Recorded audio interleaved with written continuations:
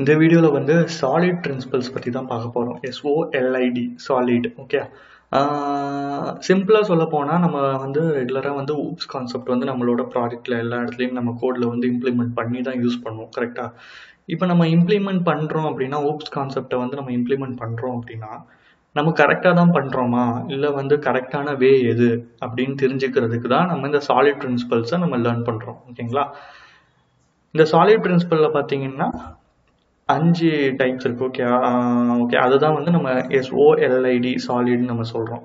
இந்த 5 அப்படி என்ன அப்படின்னா, ஃபர்ஸ்ட் ஒன் வந்து சிங்கிள் ரெஸ்பான்சிபிலிட்டி பிரின்சிபல், SRP ஷார்ட்டா சொல்றோம். Open closed principle, OCP. Liskov substitution principle, interface segregation principle, dependency inversion principle. இந்த 5 தான் வந்து நம்ம சாலிட் பிரின்சிபல்ஸ்ன்னு நம்ம சொல்றோம். இந்த வீடியோவில் வந்து நம்ம first one single responsibility principle மட்டும் பார்ப்போம். அடுத்தடுத்த வீடியோவில் அடுத்த செகண்ட் தேர்ட் ஃபோர்த் அப்படிங்கிறத தனித்தனி செப்பரேட்டாக பார்ப்போம். ஓகே, சிங்கிள் ரெஸ்பான்சிபிலிட்டி பிரின்சிபல் அப்படின்னா என்ன அப்படின்னா, சிம்பிளாக ஒரு லைனில் one class should have one responsibility.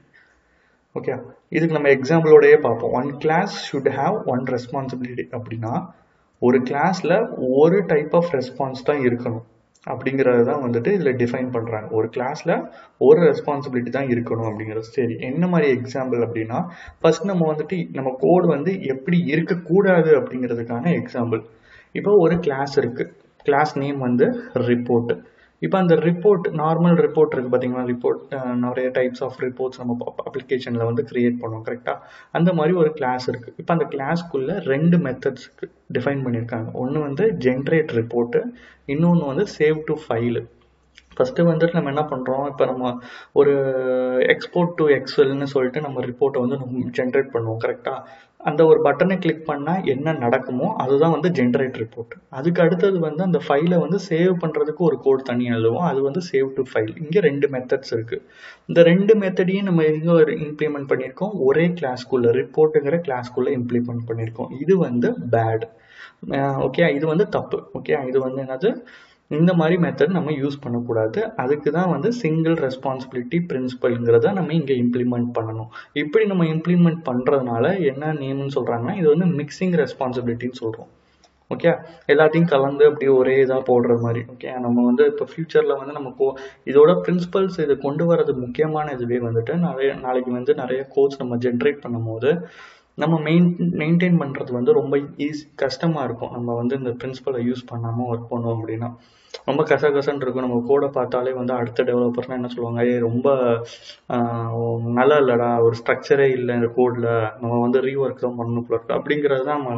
நம்ம எப்பயுமே ஒரு பிரின்சிபல்ஸை வந்து நம்ம தெரிஞ்சுட்டு நம்ம எதோ படித்தாலுமே ஒரு பிரின்சிபல்ஸோட நம்ம ஒர்க் பண்ணும்போது நமக்கு ஈஸியாக இருக்கும். அதில் மெயின்டைன் பண்ணும் போது ரொம்பவே ஈஸியாக இருக்கும். அடுத்த டெவலப்பர்ஸும் சீக்கிரமாக அண்டர்ஸ்டாண்ட் பண்ணிக்க முடியும். அதுக்காக கொண்டு வந்தது தான் இந்த பிரின்சிபல். சரி, ஓகே, பேட் கோட் நம்ம தெரிஞ்சிட்டோம். சரி, குட் கோட்னா எப்படி அப்படின்னா, இதை வந்து நம்ம 2 கிளாஸாக செப்பரேட் பண்ணுறோம். ஒன்று வந்து ரிப்போர்ட் ஜென்ரேட்டர்னு ஒரு கிளாஸ் செப்பரேட் பண்ணுறோம். அண்ட் தென் இன்னொரு கிளாஸ் வந்து ரிப்போர்ட் சேவர்னு சொல்லிட்டு ஒரு கிளாஸ் ரெடி பண்ணுறோம். அந்த ஃபர்ஸ்ட் கிளாஸ்க்குள்ளே ஜென்ரேட்டையும் 2வது கிளாஸ்க்குள்ளே சேவையும் நம்ம தன் மெத்தடை வந்து பிரிக்கிறோம்.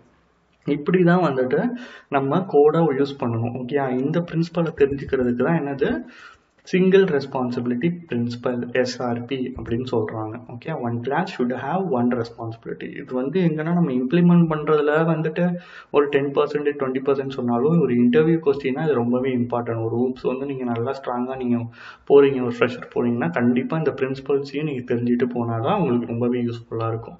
ஓகே, நம்ம அடுத்த வீடியோவில் வந்துட்டு ஓப்பன் க்ளோஸ்ட் பிரின்சிபலாக பார்க்கலாம். தேங்க்ஸ்.